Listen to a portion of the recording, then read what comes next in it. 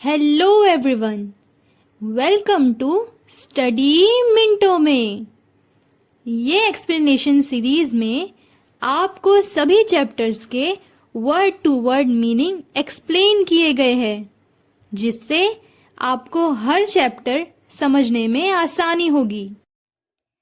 Hello dear students, आज हम start करने जा रहे हैं स्टैंडर्ड 9th की इंग्लिश सब्जेक्ट का यूनिट 2 का चैप्टर अ प्ले। तो ये बहुत इंटरेस्टिंग चैप्टर है, आप इसे बहुत गौर से सुनिए और समझिएगा। तो ये चैप्टर का नाम है अ प्ले यानी एक खेल। तो ये पूरा चैप्टर एक ड्रामे की फॉर्म में आपकी टेक्स्ट बुक में दिया हुआ है, जिसमें बहुत सारे इंटरेस्टिंग कैरेक्टर्स हैं, जैसे कि राजा है, दरबारी है, चोर है और भी बहुत सारे लोग हैं। तो जैसे जैसे मैं आपको पढ़ाऊँ तो उस हिसाब से आप इमेजिन करते हुए समझिएगा, जिससे आपको कहानी बहुत अच्छी लगेगी और आपके कॉन्सेप्ट भी क्लियर हो जाएंगे। तो अगर आपको स्टोरी याद रहेगी तो आपको पेपर में लिखने के लिए आसानी होगी। और वैसे भी ये कहानी बहुत इंटरेस्टिंग है, तो चलिए इसको अच्छे तरीके से समझते हैं। स्टार्ट करते हैं अ प्ले। तो ये कहानी 2 पार्ट्स में डिवाइड है, पार्ट 1 और पार्ट 2। तो हम स्टार्ट करें पार्ट 1 से। पार्ट 1 का सीन 1। तो अभी ड्रामा स्टार्ट हो रहा है, जिसमें सबसे पहला सीन है। तो सीन 1 देखिए। अ किंग्स कोर्ट। किंग्स कोर्ट यानी राजा का दरबार। पहला सीन कहाँ शुरू हो रहा है? राजा के दरबार में। The court awaits the arrival of the king. Arrival यानी आमद, आना। द कोर्ट अवेट्स यानी जो दरबार है वो इंतज़ार कर रहा है राजा के आने का। Two guards are standing front right of the stage. Two guards यानी 2 सिपाही आर स्टैंडिंग फ्रंट, सामने खड़े हैं, right of the stage, stage के एकदम सामने की सीधी तरफ में 2 सिपाही खड़े हैं। तो आपने सीन इमेजिन कर लिया। अब देखिए उन सिपाहियों के बीच में क्या क्या बातचीत हो रही है। फर्स्ट गार्ड, पहला सिपाही। टू द सेकेंड गार्ड, पहला सिपाही दूसरे सिपाही से कहने लगा, be alert, the king is about to arrive. Be alert यानी सावधान हो जाओ, सतर्क हो जाओ। The king is about to arrive, राजा आने वाले हैं। सेकेंड गार्ड, दूसरे सिपाही ने कहा, who wants to be alert, अरे सावधान कौन होना चाहता है। Life seems like one long sleep in this land. Life seems यानी जिंदगी ऐसी लगती है, like one long sleep in this land, जैसे बहुत लंबी टाइम से सोई हुई है। ये ज़मीन पर ज़िंदगी ऐसे लगती है जैसे कि बहुत दिन से हम सोए हुए हैं। आई एम एट ईज़, मैं तो आराम से हूँ। ऑल डे दो आई एम अ गार्ड, मैं आराम से हूँ सारा दिन जबकि मैं एक सिपाही हूँ। अब इसकी बात सुनकर जो पहला गार्ड है, जो पहला सिपाही है, वो कहता है, हाउ बोरिंग, कितने बोरिंग हो तुम। I wonder if some interesting drama will unfold at the court today. तो जो पहला गार्ड है वो कह रहा है, आई वंडर, मुझे ऐसा लग रहा है, मतलब मुझे आश्चर्य होगा, इफ़ सम इंटरेस्टिंग ड्रामा, अगर कोई दिलचस्प drama, will unfold at the court today, अगर आज हमारे दरबार में कोई दिलचस्प चीज़ हो गई तब बहुत मज़ा आएगा। इट वुड एनलिवन द एटमोसफियर, इससे क्या हो जाएगा, हमारे जो आबो हवा है, हमारे जो आसपास है, उसमें एक नई ताजगी आ जाएगी, सब चीज़ों में वापस से जान आ जाएगी, अगर आज कोर्ट में कुछ दिलचस्प चीज़ हो गई तो। ये सुनकर दूसरे सिपाही ने कहा, I would be equally happy if there was none. दूसरे सिपाही ने पहले सिपाही की हाँ में हाँ भरी कि हाँ, अगर ऐसा कुछ हो गया तब मैं भी बहुत खुश हो जाऊंगा। Enter the disciple looking around. अब वहाँ पर देखिए एक शख्स की एंट्री हुई है, वहाँ पर एक शख्स आया। फर्स्ट गार्ड, हल्ट, हल्ट यानी रुक जाओ, stop. You are a stranger, तुम एक अजनबी हो। गिव योर आइडेंटिटी, तुम पहले अपनी जान पहचान बताओ, अपना तारुफ करवाओ। तो देखिए आपको सीन समझ आ रहा होगा। पहले यहाँ पर एक सीन 1 में हमें ये बताया है कि राजा का दरबार लगा हुआ है और जिसमें राजा अब तक आया नहीं है, आने वाला है। वहाँ पर दरबार के सामने ही स्टेज की तरफ 2 सिपाही खड़े हैं सीधी तरफ। पहला सिपाही दूसरे सिपाही से कहता है कि तुम सावधान हो जाओ क्योंकि राजा आने वाले हैं। तो दूसरा सिपाही कहता है कि सावधान कैसे कोई हो सकता है? यहाँ इस देश में, यानी जो उनका राज्य है, उसमें ऐसा लगता है कि ज़िंदगी बहुत वक़्त से सोई हुई है। मैं एक सिपाही होकर भी पूरे दिन आराम करता हूँ। तब इसकी बात सुनकर जो पहला सिपाही है वो कहता है कि हाँ, बहुत बोरिंग है। मैं चाहता हूँ कि आज कुछ कोर्ट में अच्छा हो जाए, जिससे हमारी जो आबो-हवा है वो फिर से जाग उठेगी। तो दूसरा गार्ड कहता है कि हाँ, अगर ऐसा कुछ हुआ तब मैं भी बहुत खुश हो जाऊँगा। फिर तभी वहाँ पर अचानक एक नए शख्स की एंट्री होती है और वो इधर-उधर देखते हुए कोर्ट के, यानी जो दरबार है, उसके अंदर जाने लगता है। तभी जो पहला सिपाही है वो उस शख्स को वहीं पे रोक देता है और कहता है, रुको, तुम एक अजनबी हो, पहले अपनी जाँच पड़ताल कराओ, पहले अपनी जान पहचान कराओ। अब देखते हैं वो इंसान क्या बोलता है। Disciple, you are right, I am a visitor here. उसने कहा, हाँ, तुम सही हो, मैं अजनबी हूँ। A disciple of the wise sage from the Gangor forest. मैं क्या हूँ? शागिर्द हूँ। डिसिपल यानी स्टूडेंट। मैं स्टूडेंट हूँ एक वाइज सेक का, यानी एक बहुत साधु का, बहुत बड़े साधु का। कौन से जंगल से आया है वो? घांगोर फॉरेस्ट से। Which lies to the east of your kingdom, जो आपके राज्य के ईस्ट की दिशा में पड़ता है। तो वो शख्स कौन था? उसने कहा कि हाँ, तुम सही हो, मैं यहाँ पर एक मुसाफिर हूँ, एक अजनबी हूँ। मैं कौन हूँ?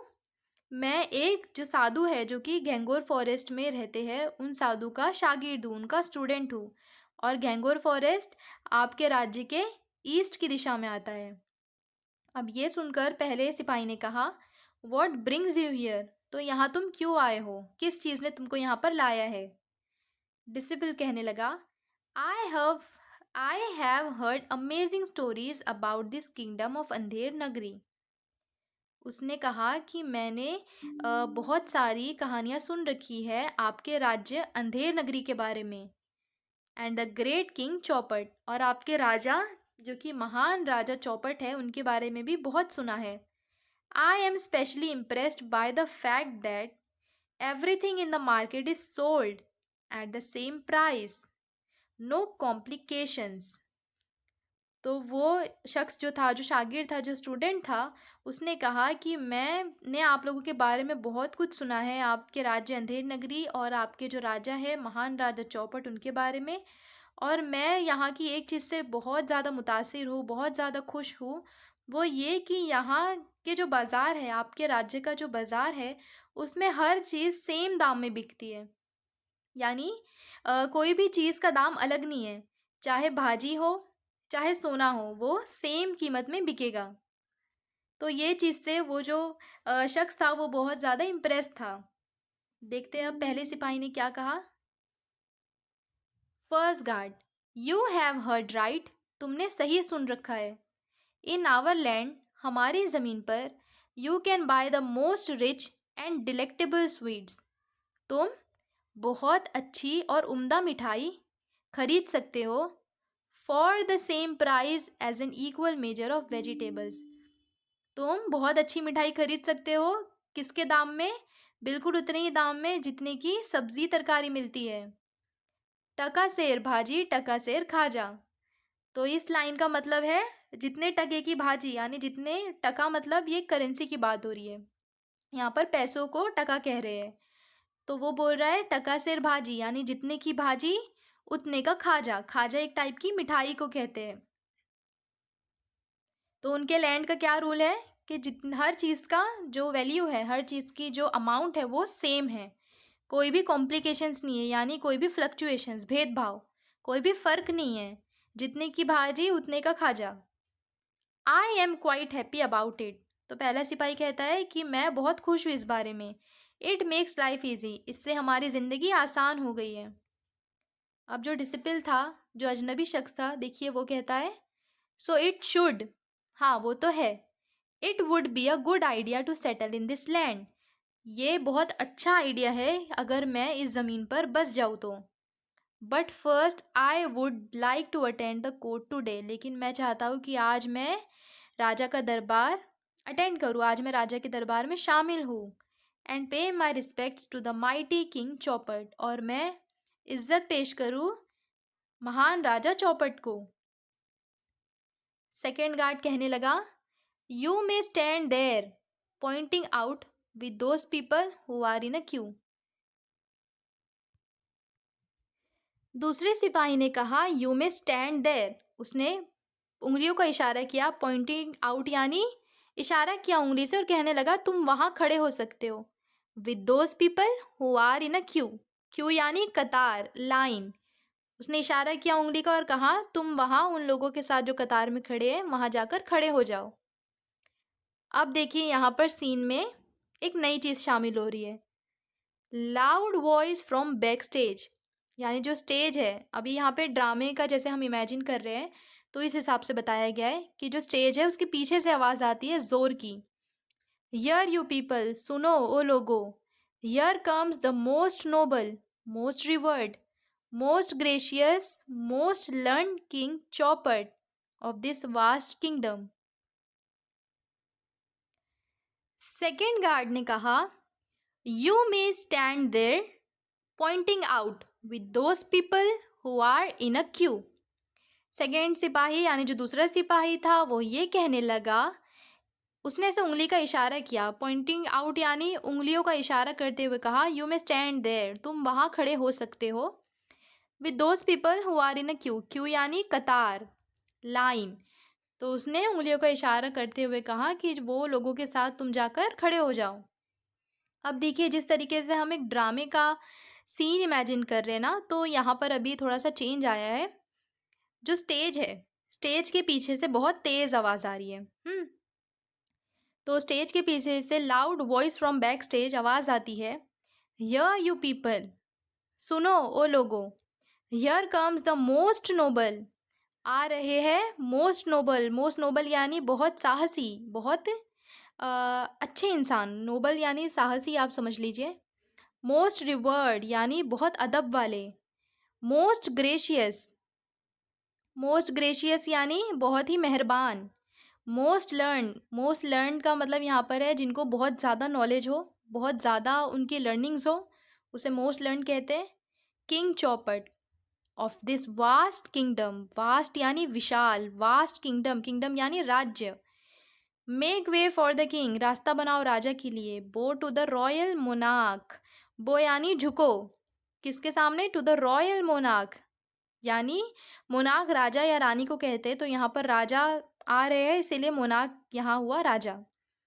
तो इस लाइन का मतलब है कि जब दो सिपाही बात कर रहे थे, ठीक है, तो फिर पीछे से एक आवाज़ आती है कि सुनो लोगों, यहाँ पर आ रहे हैं बहुत ही दयालु, बहुत ही साहसी, बहुत ही अदब वाले, बहुत मेहरबान, बहुत नॉलेज वाले राजा किंग चौपट, जो कि इस विशाल राज्य के राजा है। राजा के लिए रास्ता बनाओ और राजा के सामने झुको। अब देखिए सीन थोड़ा सा इमेजिन कीजिए कि सीन कैसा हो रहा है वहाँ। King Chaupat arrives to the fanfare of bugles and drums. Drums और बुगल्स क्या होते हैं, ये एक इंस्ट्रूमेंट्स होते हैं म्यूज़िक बजाने के। तो किंग चौपट आ रहे हैं और फैनफेयर यानी तेज़ म्यूज़िक, बहुत तेज़ जो म्यूज़िक की साउंड होती है उसको फैनफेयर कहते हैं। तो किंग चौपट आ रहे हैं, वहीं पर बुगल्स और ड्रम्स बज रहे हैं और किंग चौपट दरबार में आते हैं and takes place his place on the throne, and takes his place on the throne, और अपनी कुर्सी पर, जो अपनी उनकी विशाल कुर्सी है जिन पर राजा रानी बैठते हैं उसको थ्रोन कहते हैं। तो किंग चौपट आकर अपने थ्रोन पर विराजमान हुए। अब देखिए किंग ऑर्डर देते हैं, लेट द कोर्ट बिगिन, चलो आज का दरबार शुरू करो। फोर्थ गार्ड मैसेंजर, तो जो वहाँ पर सिपाही था, तो जो दरबार में जैसे कि हम देखते हैं टीवी सीरियल्स में या बहुत सारे ड्रामास में कि किस तरीके से राजा एक कुर्सी पे बैठे होते हैं, उनके आसपास दो सिपाही होते हैं और फिर पूरा दरबार दरबारियों से भरा होता है, जिसमें सिपाही होते हैं, आम आवाम होती है, जिनकी शिकायतें होती है। तो इस तरीके से यहाँ पर भी बहुत सारे लोग हैं, जिसमें से अभी जो चौथा सिपाही था उसने कहा द फर्स्ट कंप्लेंट, पहली कंप्लेंट यानी पहली शिकायत, थीफ। उसने बोला पहली कंप्लेंट लाओ। तो जिसकी कंप्लेंट थी वो लोग कंप्लेंट करने आगे आ गए, जिसमें से जो पहला था वो था चोर। Rushes forward and wails loudly, वो आगे आया और जोर से चिल्लाकर कहा जस्टिस, इंसाफ, O most great king, I beg for justice. Beg यानी भीख मांगना। तो उसने कहा इंसाफ, बहुत महान राजा, मैं आपसे इंसाफ की भीख मांगता हूँ।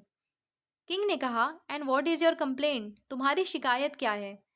थीफ, चोर ने कहा in this great land of Andher Nagari, ये अंधेर नगरी के महान राज्य में, my friend and I have been truly hard working honest thieves. अब देखिए ये स्टोरी कितनी इंटरेस्टिंग है। इसमें एक चोर राजा से आकर ये कह रहा है कि आपके जो विशाल राज्य में मैं और मेरा दोस्त बहुत मेहनती और बहुत ईमानदार चोर थे। देखिए hard working honest, hard working यानी मेहनती, हॉनेस्ट यानी ईमानदार। All this years we have been true to our profession, profession यानी जो उनका काम है, जो उनका पेशा है। तो थीफ कह रहा है कि इतने साल तक हमने अपना जो पेशा है, हमने अपना जो काम है वो बहुत ईमानदारी और सच्चाई के साथ निभाया है। और उनका काम क्या है स्टूडेंट्स, उनका काम है चोरी करना। And what is our reward, और हमारा इनाम क्या है। Last night with great efforts we made a hole in the wall of a merchant's house. चोर कहने लगा कितने साल हमने इतनी मेहनत से चोरी की, इतनी ईमानदारी से चोरियां की, और इसके बदले हमें क्या मिला। कल रात, अब वो यहाँ से अपनी कंप्लेंट शुरू कर रहे हैं। लास्ट नाइट से चोर अपनी दास्तान बता रहे हैं, अपनी कहानी सुनाना स्टार्ट कर रहे हैं। कल रात इतनी मेहनत से, ग्रेट एफर्ट्स यानी बहुत जद्दोजहद, बहुत मेहनत से, we made a hole in the wall of a merchant's house, merchant यानी सौदागर, एक अमीर सौदागर। तो जो चोर था उसका दोस्त था, उसने बहुत मेहनत से जो सौदागर का घर था उसकी दीवार में एक बड़ा सा होल बनाया। When all his family were away, जब उस सौदागर की पूरा परिवार बाहर था। My friend peer through that hole into the house, और मेरा जो दोस्त था वो झांक रहा था उस खड्डे में से सौदागर के घर में। पियर्ड यानी झांकना। When suddenly the wall collapsed, और अचानक से वो दीवार गिर गई, जिससे उसका दोस्त देख रहा था वो दीवार अचानक से गिर गई। कोलैप्स्ड यानी गिर जाना। वेल्स लाउडर, वो और जोर जोर से चिल्लाने लगा। एंड और my friend was instantly killed, और मेरा जो दोस्त था वो उसी लम्हे उसी वक्त मर गया। I have lost my only friend, मैंने अपना एक लौता दोस्त खो दिया।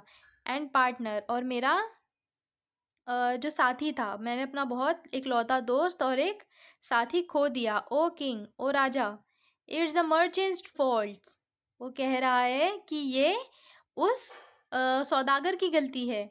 For living in a house with such big walls.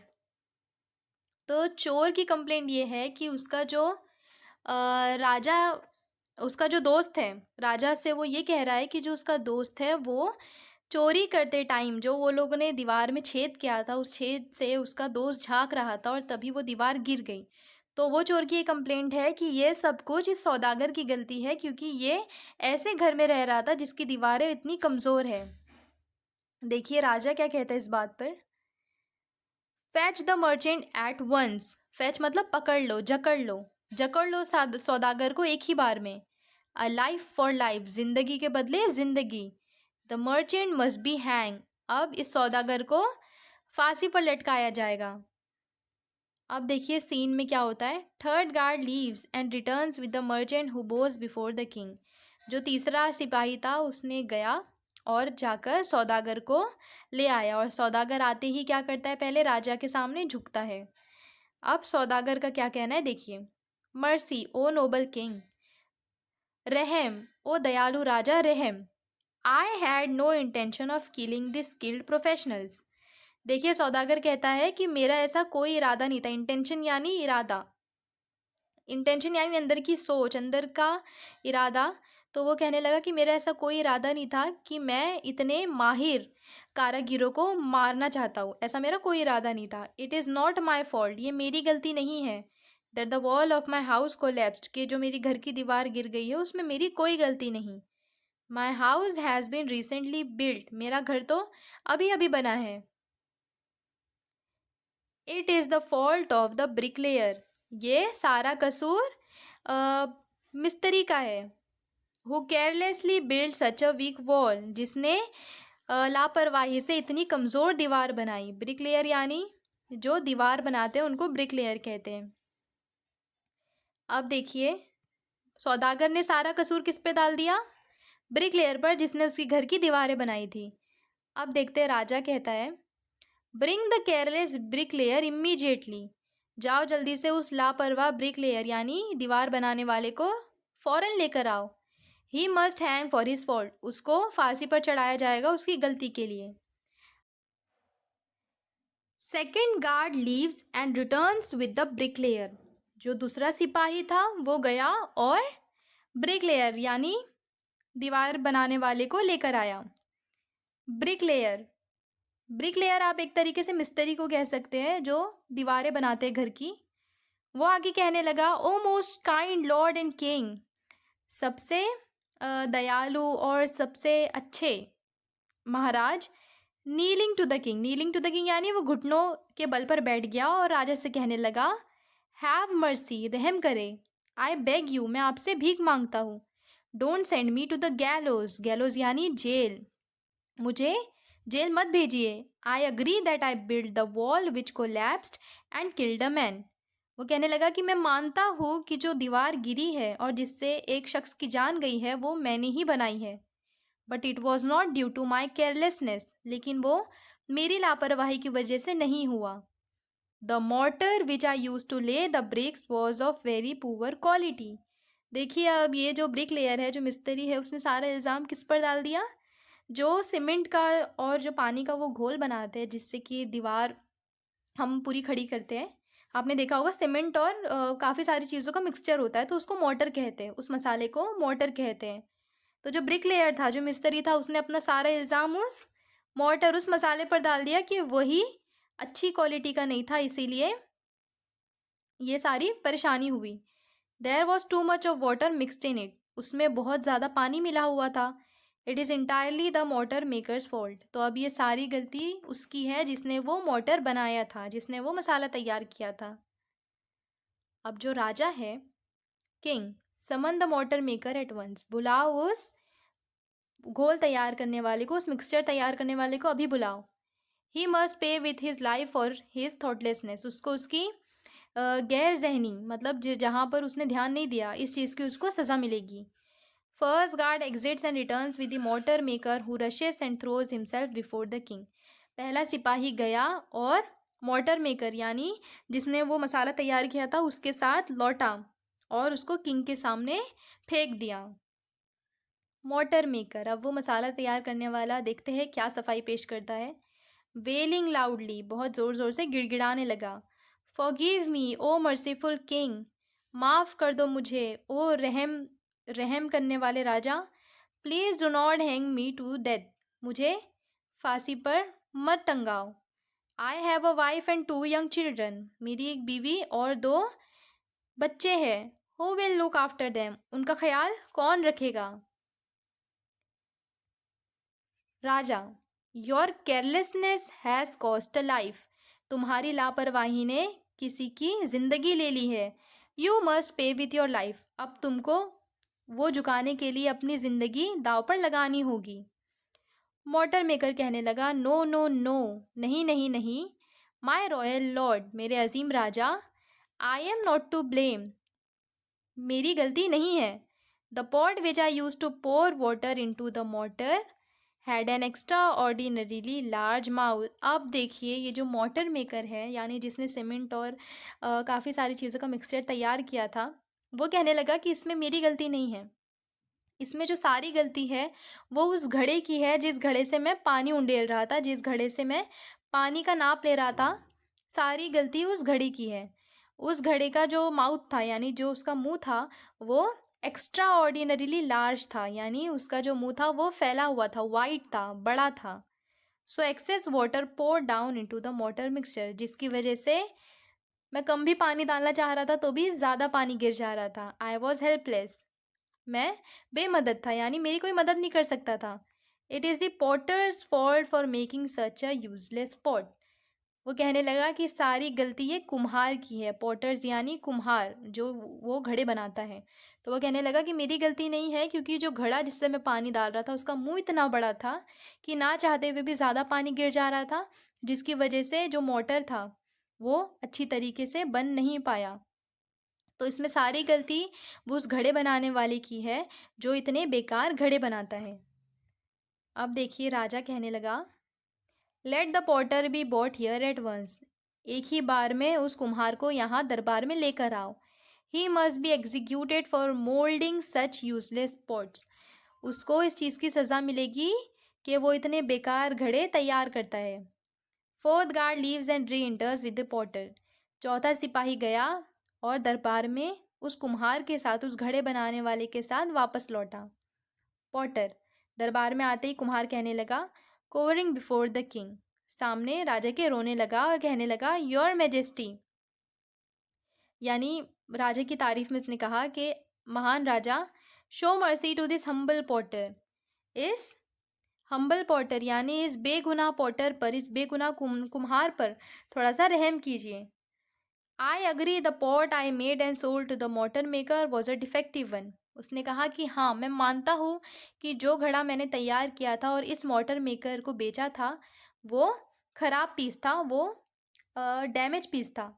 But I am not guilty, लेकिन इसमें मेरी गलती नहीं है। As I was moulding that pot. अब देखिए, ये जो पॉटर था, जो कुम्हार था, उसने ये भी मान लिया कि हाँ, जो पॉट मैंने बेचा था उसमें डिफेक्ट था, कुछ ना कुछ खराबी थी, लेकिन फिर भी मेरी गलती नहीं है, क्योंकि देखिए वो कहानी बता रहा है क्यों उसकी गलती नहीं थी। आई was moulding that pot I heard the sweet delicate tinkling of anklets. देखिए, एंकलेट्स यानी पायल, जो पैर में पायजेब हम पहनते हैं, पायल पहनते हैं, उसको एंकलेट्स कहते हैं। तो पॉटर कहने लगा कि जब मैं घड़े को शेप दे रहा था, घड़े को मोल्ड कर रहा था, जब बना रहा था, आई हर्ड, मैंने सुना, द स्वीट डेलिकेट, एकदम मीठी और सुशील, टिंकलिंग ऑफ एंकलेट्स। टिंकलिंग यानी छन छन, ऐसी आवाज़ जो होती है छन छन, जो कि पायल की आवाज़ होती है, उसको टिंकलिंग कहते हैं। तो मैंने एकदम मीठी सी सुशील पायल की झंकार सुनी। It was the money lenders daughter. और वो कौन थी? वो मनी लेंडर की बेटी थी। मनी लेंडर यानी साहूकार, जो पैसों का लेन देन का जो कारोबार करते हैं उसको मनी लेंडर कहते हैं, और डॉटर यानी बेटी। तो पॉटर कहने लगा कि जब मैं घड़े बना रहा था तब मैंने बहुत मीठी आवाज़ सुनी मनी लेंडर, जो साहूकार की बेटी की, पायल की। She distracted me just as I was shaping the mouth. और उसने मेरा ध्यान उसी वक्त भटकाया जिस वक्त मैं उस घड़े का मुंह का शेप दे रहा था, मतलब उसका माउथ बना रहा था। And it became too wide. और मेरा ध्यान भटकने की वजह से उस घड़े का जो माउथ था वो वाइड हो गया, वो फैल गया। किंग ये बात सुन के कहता है, bring the money lenders daughter here. जाओ उस साहूकार की बेटी को यहाँ पर लेकर आओ। दिस वेरी इंस्टेंट, अभी इसी वक्त। She must be send to the gallows, उसको जेल भेजा जाएगा। For disturbing this poor potter at work, क्योंकि उसका जुर्म क्या था? उसने इस गरीब बेचारे कुम्हार को उसके काम से भटका दिया था। First guard leaves and enters with the money lender at his daughter. पहला सिपाही गया और मनी लेंडर की बेटी को लेकर आया। मनी लेंडर, तो मनी लेंडर की बेटी के साथ उसके जो पिता थे, मनी लेंडर जो साहूकार था, वो खुद भी आया और वो कहने लगा इन अ डेस्परेट वॉइस, एकदम लर्जी हुई आवाज़ में वो कहने लगा, ओ जस्ट किंग, ओ राजा, स्पेयर माई डॉटर, बख्श दो मेरी बेटी को। She is my only child and to be wedded next Monday. वो कहने लगा कि मेरी बेटी को माफ़ कर दो, इसको छोड़ दो, क्योंकि ये मेरी सिर्फ एक लौती बेटी है और इसकी शादी होने वाली है अगले मंडे को। वेडेड यानी शादी होने वाली है। देखिए तस्वीर में आप देख सकते हैं कि इस तस्वीर में कौन कौन है। यहाँ पर मनी लेंडर की डॉटर है, मनी लेंडर है, मनी लेंडर है, उसकी डॉटर है, और यहाँ पर एक गोल्ड स्मिथ है जो कि नया कैरेक्टर है। देखिए अब आगे क्या होता है। डॉटर मनी लेंडर के साहूकार की जो बेटी है वो कहने लगी, oh do not fret father, ओह घबराइए नहीं पिताजी, the king will not hang me, वो राजा मुझे सज़ा नहीं देंगे। टू द किंग, अब ये इतनी बात वो अपने पिताजी से कहकर राजा की तरफ मुतासिर होकर कहने लगती है, you are most esteemed highness, सबसे बुलंदियों वाले राजा, I rarely step outside the threshold of my house, I rarely step outside the threshold of my home, मैं बहुत कम ही अपने घर से बाहर निकलती हूँ। रेयरली यानी कभी कभार, बहुत कम। But as my father said, लेकिन जैसा मेरे पिताजी ने बताया, I am to be married next week, कि मैं अगले हफ्ते शादी होने वाली है मेरी, and my jewellery is not ready, और मेरी जो गहने हैं वो अब तक तैयार नहीं है। I had to go to the goldsmith shop to urge him to work faster, तो इस वजह से ही, जैसे कि मेरे पिताजी ने बताया कि अगले हफ्ते मेरी शादी है और मेरे गहने अब तक तैयार नहीं हैं, इसी वजह से मुझे जो सुनहार था, जो गहने तैयार करते हैं, जो सोने का काम करते हैं, उसकी दुकान पर जाना पड़ा ताकि मैं उसको बोल सकूं कि तू मेरा काम जल्दी कर, and hand over my ornaments, और जल्द से जल्द मेरे गहने, ऑर्नामेंट्स यानी गहने, और जल्द से जल्द मेरे जेवर मुझे लौटा दे, ऑन टाइम अपने वक्त पर। The Potter shop is on the way, और इसीलिए जब मैं जा रही थी तो जो कुम्हार की दुकान है वो रास्ते में लगती है। I could not help it, इस वजह से मैं इसमें कोई मदद नहीं कर सकती। It is all the gold Smiths fault, और ये सारी गलती उस सुनार की है कि उसने मेरा काम वक्त पर नहीं किया। Had he delivered my ornaments on time, क्या वो मेरे गहने वक्त पर नहीं लौटा सकता था? I would not have been force to go pass the potter's shop, I would not have been forced to go past the potter's shop. तो गोल्डस्मिथ की बेटी, तो जो गोल्डस्मिथ है वो उसके मनी लेंडर की बेटी कहने लगी कि इसमें सारा कसूर उस गोल्डस्मिथ का है, क्योंकि उसने मेरे गहने वक्त पर नहीं दिए, जिसकी वजह से मुझे उसकी दुकान पर जाना पड़ा, और रास्ते में ही जो कुम्हार है उसकी शॉप लगती है। उसने कहा कि अगर वो मेरे गहने वक्त पर दे देता तो मुझे बाहर निकलने की और कुम्हार की शॉप से गुजरने की कोई ज़रूरत नहीं होती। यह सुनकर राजा ने कहा, then send for the goldsmith and without any delay he must be hang, अब दरबार में सुनार को लाया जाए और बिना किसी डिले के हम उसे फांसी दे देंगे। तो यहाँ पर हमारा पार्ट 1 कंप्लीट होता है। तो आपको समझ आ रहा होगा कि कितनी इंटरेस्टिंग ये स्टोरी है, ना ही ज़्यादा मुश्किल है और बहुत दिलचस्प है। तो ये सिर्फ इसका पार्ट 1 था, हम नेक्स्ट वीडियो में अपना पार्ट 2 कवर करेंगे। अगर आपको अपनी रीडिंग स्पीड बढ़ानी है तो हमारे चैनल पर इम्प्रूव रीडिंग स्किल्स भी अवेलेबल है। आप चैनल पर जाके प्लेलिस्ट भी देख सकते हैं। इम्प्रूव रीडिंग स्किल से आपकी इंग्लिश इम्प्रूव होगी। आपको वर्ड्स का करेक्ट प्रोनाउंसिएशन सुनने को मिलेगा। Thanks for watching.